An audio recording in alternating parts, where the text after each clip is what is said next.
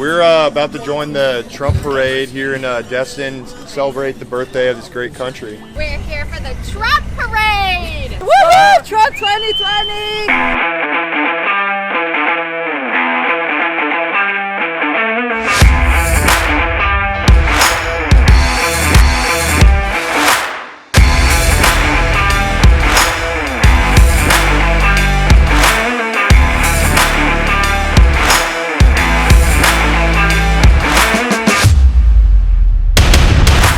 Just having fun, just, celebrating this beautiful day of 4th of July.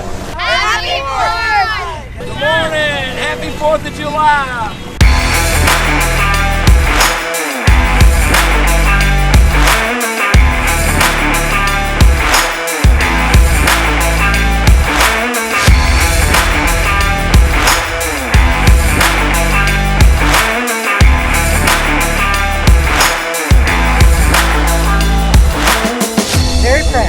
Very proud. It was great to see this whole town come together and show their support for the president. Now I think it's really important to just take a step back and celebrate the sacrifices that have been made on, other people have made for our behalf.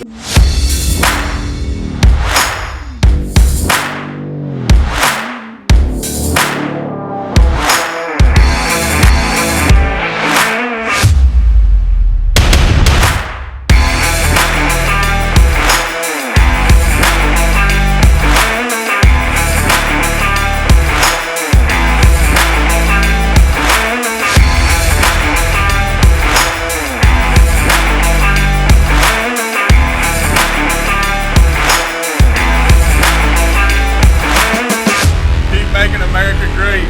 Happy 4th, Trump. Happy 4th.